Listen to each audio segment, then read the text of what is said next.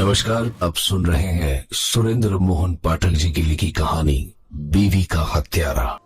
यहाँ तुम विपिन कुमार के पास आए थे? हाँ, मैंने सोचा शायद तुम यहाँ आए हो और उसे तुम्हारे बारे में कुछ पता हो। वो घर पर था? हाँ, तुम यहाँ कैसे आए? मैंने जवाब नहीं दिया। चलो जीप में बैठो, रास्ते में बातें करेंगे। हम दोनों जीप पर सवार हो गए। हम मेन रोड पर पहुंचे तो मैंने उसे जीप रोकने को कहा। उसने जीप को फुटपाथ के साथ लगाकर रोका। रवि, वह चिंतित भाव से बोला, किस फिराक में हो तुम? जानते हो तुम्हारा यूं गायब हो जाने की वजह से एएसपी तुम पर कितना खफा है। और ये तुम्हारे चेहरे को क्या हुआ? कहां थे तुम रात को?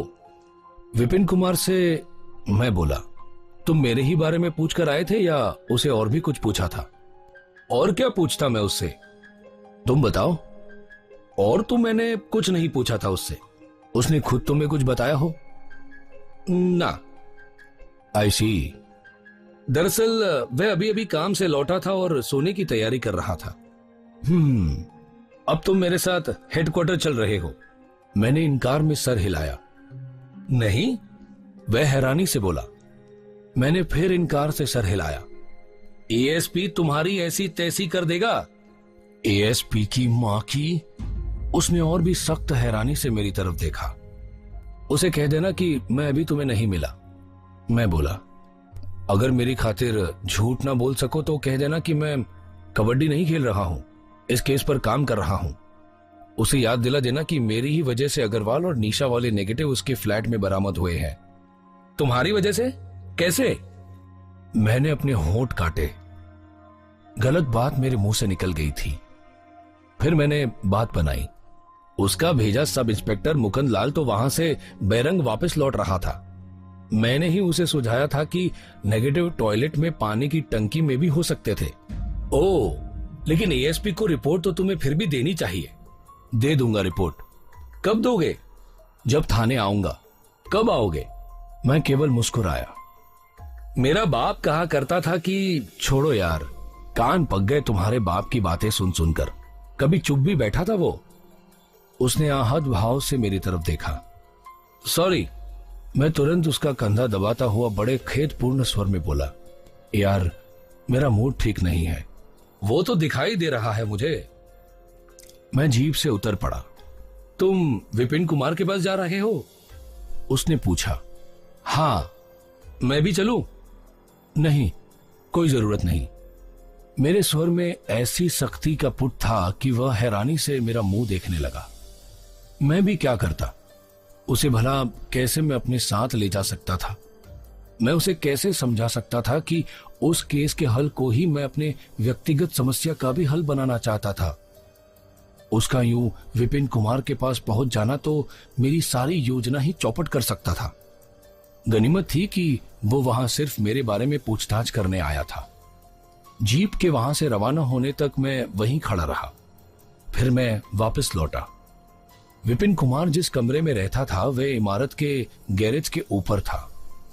लोहे की गोल सीढ़ियां चढ़कर मैं उस तक पहुंचा। मैंने बंद दरवाजे पर दस्तक दी। विपिन कुमार ने दरवाजा खोला। मुझे देखकर वह सक पकाया। फिर वह फौरन पीछे हट गया। मैं भीतर दाखिल हुआ। वह एक छोटा सा कमरा था और वहां बेतरतीबी का बोलबाला था। एक कुर्सी पर पड़ा ढेर सारा सामान उठाकर उसने मेरे लिए बैठने की जगह बनाई। अभी आपका साथी भी यहां आया था, वह बोला। मुझे मालूम है, मैं बोला। मिला था वो मुझे। ओह, कपड़े वपड़े बदलने हो तो बदल ले, तू मेरे साथ चल रहा है। कहां? वह शंसक स्वर में बोला। मालूम हो जाएगा। लेकिन माई बाप, मैं सुना नहीं। मैंने कर्कश स्वर में बोला। मैं अभी काम से लौटा हूं। कोई बात नहीं, मैं शेव कर लूं? कर ले। कमरे से ही जुड़ा एक छोटा सा बाथरूम था शेव करने के लिए, जिसमें वह दाखिल हो गया। अपने पीछे उसने दरवाजा बंद कर लिया। उसकी वह हरकत मुझे बहुत रास आई। मैं कुर्सी पर से उठा और दबे पांव उसके पलंग के करीब पहुंचा। पलंग के नीचे एक सूटकेस पड़ा था। मैंने सूटकेस को थोड़ा सा बाहर खींचा और उसका ताला ट्राई किया। ताला खुला था। मैंने अपने कोट की भीतरी जेब से एक खाकी लिफाफा निकालकर हाथ में ले लिया। मैंने सावधानी से एक बार बाथरूम के बंद दरवाजे की तरफ देखा और फिर हौले से सूटकेस का ढक्कन उठाया। अपने हाथ का लिफाफा मैंने सूटकेस में मौजूद कपड़ों के नीचे रख दिया और ढक्कन वापस बंद कर दिया। मैंने उसे पूर्ववत बंद किया और उसे वापस यथास्थान धकेल दिया। मैं वापस कुर्सी पर आ बैठा। मैंने एक सिगरेट सुलगा लिया और उसके छोटे छोटे कष्ट लगाता हुआ उसके बाथरूम से बाहर निकलने की प्रतीक्षा करने लगा। मैं दूसरा सिगरेट सुलगा रहा था जबकि वह बाहर आ गया। मुझे 3 बजे उठना पड़ता है, वह कपड़े तब्दील करता हुआ बोला। ये मेरे सोने का वक्त होता है, ज्यादा नखरे झाड़ने की जरूरत नहीं, मैं सख्ती से बोला। लेकिन साहब, मैं तो समझ रहा था कि मेरी तरफ से आपकी हर तरह की तसल्ली हो चुकी थी। हर तरह की नहीं, अभी मैंने ये चेक करना है कि अपनी गवाही के मामले में तूने सच बोला था या नहीं। मैंने सच बोला था। तू कहता ही तो है। मैं तो, अगर तूने सच बोला था तो तू डरता किस बात के लिए है? वह खामोश रहा। उसे कपड़े बदल चुका पाकर मैं उठ खड़ा हुआ। सड़क पर आकर हम एक 3 व्हीलर पर सवार हो गए। वह मुझसे परे हटकर अपने कोने में यूं सिमट कर बैठा जैसे मुझे छूत की बीमारी हो। मिंटो रोड, मैं ड्राइवर से बोला। वह शंसक स्वर में बोला, हम संतरा के यहां चल रहे हैं। हाँ, मैं बोला। तू कहता है ना कि सोमवार दोपहर से रात 11 बजे तक तू उसके साथ था। अब देखते हैं वो क्या कहती है। वह भी यही कहेगी। ठीक है, अभी दूध का दूध और पानी का पानी हो जाएगा। मैंने आपसे रत्ती भर भी झूठ नहीं बोला माई बाप। वैसे तुझे याद है ना? क्या? कि तूने संतरा से नहीं मिलना था। मैं नहीं मिला, मैं उसके पास भी नहीं भटका। उसे पहले से तू सिखा पड़ा तो नहीं आया ना कि तेरे बारे में उसने क्या कहना था। माई बाप, वह दिनहीन स्वर में बोला। आपसे मुलाकात के बाद तो मैं मिंटो रोड गया ही नहीं। आप बेशक संतरा से पूछ लेना। पूछूंगा। संतरा ने दरवाजा खोला। मुझे विपिन के साथ आया देखकर उसके चेहरे पर सख्त हैरानी के भाव थे, जबकि उसे मालूम था कि मैं विपिन के साथ वहां आने वाला था। वह मेरी उम्मीद से ज्यादा अच्छी अभिनेत्री थी। हम दोनों भीतर दाखिल हुए। ये, विपिन बोला, इंस्पेक्टर शर्मा साहब है और साहब ये संतरा है। संतरा ने बड़ी गंभीरता से मेरा अभिवादन किया। मैंने अभिवादन का जवाब दिया और बोला, बहन जी, मैं एक कत्ल के केस की तफ्तीश कर रहा हूं। उस केस में इस शख्स का दखल हो भी सकता है और नहीं भी हो सकता। अपनी सफाई में इसने एक बयान दिया है कि जिसकी तस्दीक आपसे करने के लिए मैं यहां पर आया हूं। संतरा ने बड़ी संजीदगी से सहमति में सिर हिलाया। उसने एक उड़ती सी निगाह विपिन पर डाली। विपिन के चेहरे पर पूरे इत्मीनान के भाव थे। मैं आगे बढ़ा। जरा सोमवार के दिन को याद कीजिए। उस दिन संतरा, विपिन बोला। साहब को बताओ कि उस रोज मैंने कहर भरी निगाहों से विपिन की तरफ देखा। वह हड़बड़ाकर चुप हो गया। तुम अपना थोपड़ा बंद रखो, मैं बोला। जो कहना है इन्हें कहने दो, समझ गए? विपिन ने सहमति में सिर हिलाया। हाँ, तो बहन जी जरा सोमवार के दिन को याद कीजिए और याद करके बताइए कि क्या विपिन उस रोज यहाँ आया था? आया था तो यह कब आया था और कब तक यहाँ पे बैठा था? ये सोमवार को, संतरा गंभीरता से बोली। दोपहर के आसपास आया था। दोपहर बाद या पहले? इतने सवाल मैं इसीलिए कर रहा था ताकि विपिन को शक न हो कि मैं पहले यहां आ चुका था और संतरा को कोई पट्टी पड़ा चुका था। पहले, संतरा बोली, लेकिन जरा ही पहले, दोपहर ही समझे। फिर क्या? यहां आकर क्या किया इसने? उस दिन हमने यहां किराए का वीडियो मंगाया हुआ था, वही देखने ये यहां आया था। हम वीडियो देख रहे थे सारा दिन, विपिन बोला। तुम फिर बीच में बोले? मैं दांत पीस कर बोला। विपिन सहमकर चुप हो गया। फिर मैं संतरा से बोला, फिर जितनी फिल्में यहां थी वे खत्म हो गई और ये और फिल्में लाने की नीयत से यहां से चला गया। संतरा, संतरा, विपिन घबरा कर बोला, तुझे गलती लग रही है। मैंने आगे बढ़कर उसका गिरेबान पकड़ लिया।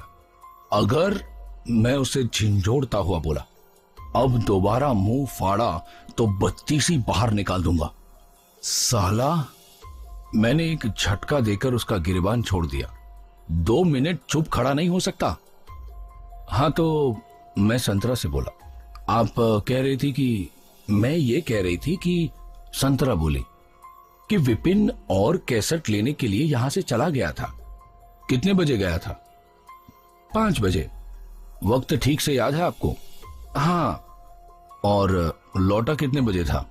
7:30 बजे के बाद। विपिन के छक्के छूट गए। मेरी चेतावनी के बावजूद वह बोले बिना रह नहीं सका। संतरा, वह विक्षिप्तों की तरह चिल्लाया, तू गलत कह रही है। 7:30 बजे कहां? मैं तो उल्टे पांव वापस लौट आया था। मैंने एक जोर का झापड़ विपिन के चेहरे पर रसीद किया। ये गलत कह रही है।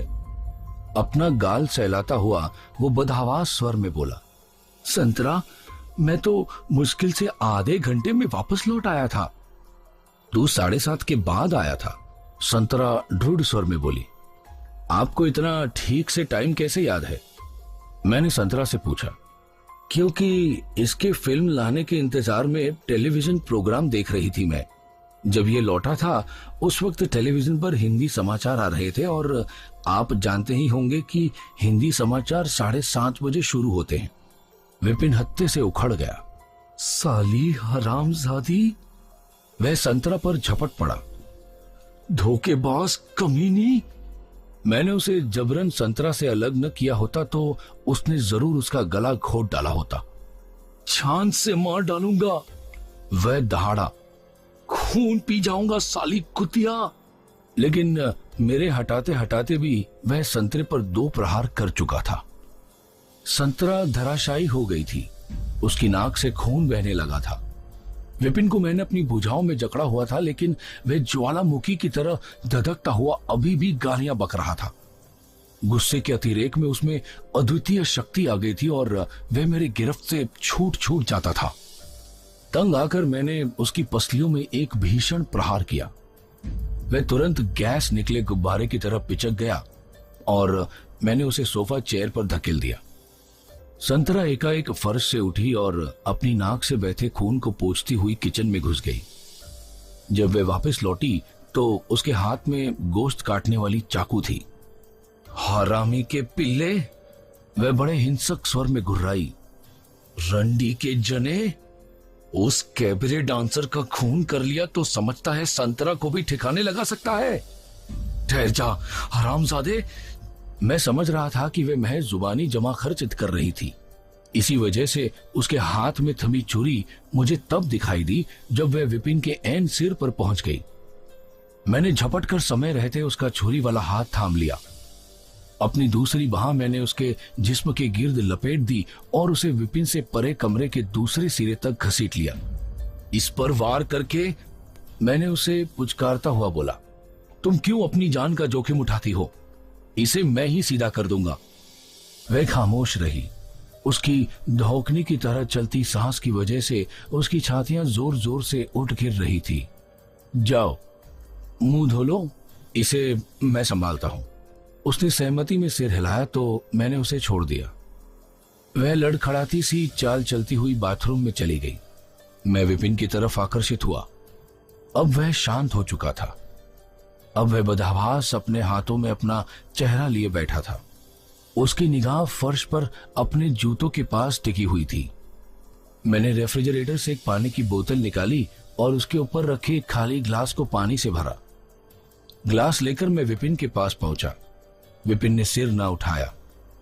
मैंने उसकी टांग पर अपने पांव की हल्की सी ठोकर जमाई। उसने हड़बड़ाकर सिर उठाया। ले, मैं बोला, पानी भी ले। उसने ग्लास थाम लिया। कांपते हाथों से उसने ग्लास को होठों तक पहुंचाया। उसने मुश्किल से 1 घूंट भरा और 2 घूंट बाहर छलकाए। तभी संतरा बाथरूम से बाहर निकली। उसने अग्नेय नेत्रों से विपिन को देखा। उसका चेहरा घृणा और क्रोध से विकृत हुआ लग रहा था। अपरंपार थी औरत जात की लीला भी। मेरे कहने पर झूठी गवाही देकर उसने विपिन की मौत का सामान किया था, लेकिन अपनी इस करतूत पर शर्मिंदा होने की जगह वह उसे यूं देख रही थी जैसे आंखों ही आंखों में उसे भस्म कर देना चाहती हो। और वह वो औरत थी जो अभी कल तक विपिन के साथ सोती थी। उसकी मेहरबानियों के मोहताज, उसके रहमो करम पर पलने वाले आशिक ने उस पर हाथ उठाया था। प्रत्यक्षतः ये बात उसे बर्दाश्त नहीं हुई थी। उसके हाथ में ग्लास देखकर वह भड़की। इसे मेरी विस्की किसने दी? वह चिल्लाई। पानी है बेवकूफ। मैं धुड़क कर बोला, पानी भी क्यों दिया हरामजादे को? ये मेरा घर है, मैं इसे यहां मौजूद नहीं देखना चाहती। इसे फौरन यहां से बाहर निकालो। चुप हो जाओ, मैं बोला। क्यों चुप हो जाऊं? मैं क्या इस हत्यारे से डरती हूं? मैं क्या? ठीक है, भौंकती रहे। तब वह चुप हो गई। विपिन ने सिर उठाया और बड़े आहत भाव से संतरा की तरफ देखा। मुझे डर लगने लगा कि कहीं वह रो ना पड़े। उठ, मैं उससे बोला। वह बड़ी कठिनाई से उठकर अपने पैरों पर खड़ा हुआ। चल, मैं बोला। लड़खड़ाती चाल चलता हुआ वह दरवाजे की तरफ बढ़ा। फांसी पर लटका कर आना साले को, संतरा बोली, और लौट कर अपना इनाम मुझसे लेना। तू क्या इनाम देगी? मैं बोला। ऐसी सवारी कराऊंगी दरोगा जी जैसी जिंदगी में कभी न की हो। कुत्तिया, विपिन कांपती आवाज में बोला। उसने जोर का टहास किया। मैं विपिन को लगभग धकेलता हुआ फ्लैट से बाहर ले गया। बांह पकड़कर मैंने उसे नीचे तक लाया। वह मेरे साथ यूं खींचता चला गया जैसे किसी सम्मोहन में वशीभूत हो। सड़क पर आकर हम फिर एक 3 व्हीलर पर सवार हो गए। वापस काकानगर उसके घर तक का सारा सफर मुकम्मल खामोशी में कटा। वहां मैंने उसे 3 व्हीलर से उतरने को कहा तो उसने सिर उठाया। अपने को काकानगर पहुंचा पाकर उसने हैरानी से मेरी तरफ देखा। जरूर वे संतरा के फ्लैट से सीधे थाने ले जाए जाने की उम्मीद कर रहा था। मैं उसके साथ उसके कमरे तक पहुंचा। वो दिनहीन सा पलंग पर बैठ गया। मैं उसके सामने बैठ गया। मैंने एक सिगरेट सुलगा लिया और प्रतीक्षा करने लगा। मैं जानता था कि मेरी उस मौन उपस्थिति का सस्पेंस उससे बर्दाश्त नहीं होने वाला था और देर सवेर उसने अपनी सफाई देनी शुरू कर देनी थी। और आखिर नहीं हुआ। 2 मिनट बाद ही उसने सिर उठाया। हे भगवान, वह होठों में बुदबुदाया। मैं निर्विकार भाव से खामोश बैठा सिगरेट के कश लगाता रहा। इंस्पेक्टर साहब, वह कातर भाव से बोला, मेरा विश्वास करो, भगवान के लिए मेरा विश्वास करो। संतरा झूठ बोल रही है। संतरा पता नहीं क्यों एकाएक मेरे खिलाफ हो गई है और झूठ बोलकर मेरी मौत का सामान करने लगी है। और हकीकत यह है कि मैं सोमवार दोपहर से रात के 11 बजे तक उसके साथ था। मैं सिर्फ आधे घंटे के लिए शंकर मार्केट तक गया था। मिंटो रोड से शंकर मार्केट आदमी पैदल भी जाए तो आधे घंटे में वापस आ सकता है, लेकिन आधे घंटे में कोई सुंदर नगर से खून करके वापस नहीं लौट सकता। तू जानता है कि जो कुछ तू कह रहा है उसे साबित नहीं कर सकता है। तेरा वाहिद सबूत संतरा थी और उसका बयान तूने सुन ही लिया है। उसका बयान झूठ है, उसमें कोई फरेब है। मुझे फंसाया जा रहा है। माई बाप, आप तो कानून के रखवाले हैं। आप क्या एक बेगुनाह आदमी को फांसी पर चढ़ने देंगे? कानून सबूत मांगता है। अगर तू बेगुनाह है तो साबित करके दिखा। अब वह असहाय भाव से बोला, कैसे साबित करके दिखाऊं अपने आप को बेगुनाह? वे औरत पता नहीं क्यों एकाएक मेरी दुश्मन हो गई है। मैंने लापरवाही से धुआं उगला। लेकिन एकाएक वह तनिक आवेशपूर्ण स्वर में बोला, मुल्क में इतना अंधेर नहीं हो सकता कि सिर्फ एक हिस्ट्री शीटर की बदकार बीवी की गवाही पर मुझे सजा हो। अगर मैं झूठा हो सकता हूं तो वह भी झूठी हो सकती है। उसके झूठे बयान के अलावा आपके पास मेरे खिलाफ कुछ नहीं है। शायद हो। क्या मतलब? मेरा मतलब है कि अभी नहीं है तो आगे हो सकता है। आगे क्यों हो सकता है? तेरे खिलाफ कोई और सबूत हासिल हो सकता है। नहीं हो सकता। तूने ये नहीं पूछा कि मैं तुझे यहाँ वापस क्यों लाया? क्यों लाए हो? मैं यहाँ की तलाशी लेना चाहता हूँ। वो किस लिए? वह बौखलाया। हतप्राण के घर से जो जेवरात चोरी गए थे वो अभी तक बरामद नहीं हुए हैं। तो क्या हुआ? आप समझते हैं कि वे जेवर यहां से बरामद होंगे? हो सकते हैं। माई बाप, अगर मैं सचमुच हत्यारा होता तो क्या हत्या के इतने दिन बाद तक वे जेवर मैं अपने घर में छुपा कर रखता? तुझे संतरा की गवाही पर जरूरत से ज्यादा भरोसा था, इसीलिए तू वे जेवरात रखे हो सकता है। अब संतरा की गवाही उल्टी पड़ जाने के बाद तू उन जेवरात को ठिकाने लगाने की कोशिश कर सकता है। मैं तुझे ऐसा मौका नहीं देना चाहता, इसीलिए मैं यहां तेरे साथ आया हूं। जनाब, उन जेवरात की यहां मौजूदगी का कतई कोई सवाल पैदा नहीं होता। मैंने निशा का कत्ल नहीं किया। फिर तो तुझे मेरे यहां तलाशी लेने से कोई एतराज नहीं होना चाहिए। मेरे एतराज करने से होगा भी क्या? मेरे एतराज करने से आप बाज तो नहीं आ जाएंगे तलाशी लेने से। समझदार आदमी है। वैसे आप ऐसे तलाशी ले सकते हैं? मैंने सुना है कि तलाशी के लिए तो सर्च वारंट होना चाहिए। तूने ठीक सुना है, लेकिन सर्च वारंट हासिल करना मेरे लिए कौन सी बड़ी बात है। वह खामोश रहा। अब जल्दी बोल, क्या मर्जी है तेरी? हुजूर, यहाँ की तलाशी में आप अपना वक्त बर्बाद करना चाहते हैं तो शौक से कीजिए, लेकिन हासिल आपको कुछ नहीं होने वाला। देखते हैं। मैंने जानबूझकर तलाशी उस तरीके से लेने की कोशिश नहीं की जैसे कि ली जाती है। उस कमरे का कोना खुदरा खुद टटोलने के स्थान पर मैंने उसे हुक्म देना शुरू किया कि वह फला अलमारी खोलकर दिखाए, फला चीज खाली करके दिखाए, फलान सामान उलट करके दिखाए। इस तरीके से उसने पलंग के नीचे रखे सूटकेस तक भी पहुंचना ही था। वो पहुंचा। उसने सूटकेस निकाला और उसे ऊपर पलंग पर रख दिया। उसने उसका ढक्कन हटाया और फिर उसकी एक एक चीज बाहर निकालने के स्थान पर उसे उठाकर पलंग पर उल्टा कर दिया। सूटकेस का सारा सामान पलंग पर ढेर हो गया। सामान में से ही वह खाली लिफाफ जो मैंने खुद सूटकेस में डाला था छिटक कर सामान से थोड़ा परे जाकर गिरा। लिफाफे पर निगाह पड़ते ही उसके चेहरे पर सख्त हैरानी के भाव आए। उसने लिफाफे को खोलकर भीतर झांका। फिर उसने यूं लिफाफे को अपने हाथ से छोड़ा जैसे सांप पकड़ लिया हो। लिफाफे के भीतर का सामान बाहर पलंग पर बिखर पड़ा। हीरे की अंगूठी और टॉप्स, घड़ी वाला सोने का कड़ा, मोतियों की माला, यानी कि निशा के फ्लैट से चोरी हुआ मुकम्मल सामान। कमरे में सन्नाटा छाया हुआ था। विपिन मेरे सामने बैठा था। उसका चेहरा कागज की तरह सफेद था और आंखों में ऐसा भाव था जैसे उसकी मौत उसके सामने खड़ी दिखाई दे रही हो। मैंने लापरवाही से नया सिगरेट सुलगाया। अब क्या कहते हो? मैं बोला। अब मैंने क्या कहना है? वह क्षीण स्वर में बोला। अब तो जो कुछ कहना है आप ही कहिए। मैं कहूं? और कौन कहेगा? फंसा तो एकदम फिट लिया है आपने मुझे। अब लगे हाथ अपने स्टैंडर्ड वाले सवाल भी पूछ डालिए कि मैंने कत्ल क्यों किया, कैसे किया, कब किया, या ये तमाम जवाब भी आपको पहले से ही मालूम है। आखिर यह भी तो आपको पहले से ही मालूम था कि चोरी के जेवरात यहां से बरामद होने वाले थे। साले, मैंने आगे को झुककर एक झापड़ रसीद किया उसे। जुबान लड़ाता है। झापड़ की कतई कोई प्रतिक्रिया मुझे विपिन पर दिखाई न दी। लगता था अब वह अपने अंजाम के प्रति पूर्णतया उदासीन हो गया था। अब यह बता दो, वह अपना गाल सहलाता हुआ बोला, यूं फंसाने के लिए मुझे ही कैंडिडेट क्यों चुना गया? तुझे?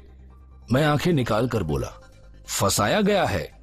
हाँ, वह निडर स्वर में बोला, खास तौर से चुनकर। अब तू बच नहीं सकता। वह तो जाहिर है, लेकिन माई बाप, मुझ निर्दोष को फांसी पर चढ़ाकर आपको क्या मिलेगा? फांसी पर चढ़ाकर? मैं अर्थपूर्ण स्वर में बोला, कुछ नहीं मिलेगा। वह सक पकाया, लेकिन फांसी पर चढ़ाए बिना शायद कुछ मिले। उसने हैरानी से मेरी तरफ देखा। तू बच सकता है, अभी भी बच सकता है। कैसे? वह मंत्रमुग्ध स्वर में बोला, अगर तू मेरा कहा मानेगा तो मैं तुझे गिरफ्तार तक नहीं करूंगा और तेरे खिलाफ जो सबूत है उन्हें मैं खुद नष्ट कर दूंगा। मैं ये जेवरात गायब कर लूंगा और संतरा को भी यह कहने के लिए मना लूंगा कि सोमवार दोपहर से रात 11 बजे तक तुम हर क्षण उसके साथ था। उसने अविश्वासपूर्ण नेत्रों से मेरी तरफ देखा। मैं सच कह रहा हूं, मैं बोला। समझ ले, तेरे खिलाफ कोई केस नहीं। तेरे खिलाफ जो कुछ भी है उसका मैं खुद बाजा बजा दूंगा। मेरे पास, वह धीरे से बोला, 10,000 रुपए हैं जो कि मैं फौरन बेवकूफ। वह बोलता बोलता रुक गया। साले गधे, मैं तेरे से कोई नावा पत्ता झटकने की कोशिश नहीं कर रहा। तो देख, बात को, हालात को फिर से समझ। तू एक सजायाफ्ता मुजरिम है। तू प्रोबेशन पर छूटा हुआ है और पुलिस तेरे से उम्मीद करती है कि तू अपराध करेगा, यानी तेरा किसी अपराध में उलझना भी तेरी मौत है। क्या पुलिस, क्या मैजिस्ट्रेट, क्या खुद तेरा वकील सब सच मान लगेंगे कि तूने फिर से कोई करतब दिखा दिया। ऊपर से संतरा की गवाही का ख्याल कर और ऊपर से इन कीमती जेवरात की यहां से बरामदी का ख्याल कर जो कि हत्या का उद्देश्य हो सकता है। भाई मेरे, तेरे को तो भगवान भी नहीं बचा सकता, लेकिन वो आदमी बचा सकता है। आशा और निराशा के बीच झूलता हुआ विपिन बोला, जिसने की वास्तव में कत्ल किया है वह पकड़ा जा सकता है। वह खुद अपना अपराध कबूल कर सकता है। शायद उसकी अंतरात्मा को यह गवारा ना हो कि उसकी करतूत की वजह से फांसी कोई और बेगुनाह आदमी को हो रही है। ऐसा कोई करिश्मा तेरे साथ होने वाला नहीं है। क्यों नहीं होने वाला? क्योंकि मैं हत्यारे को जानता हूं।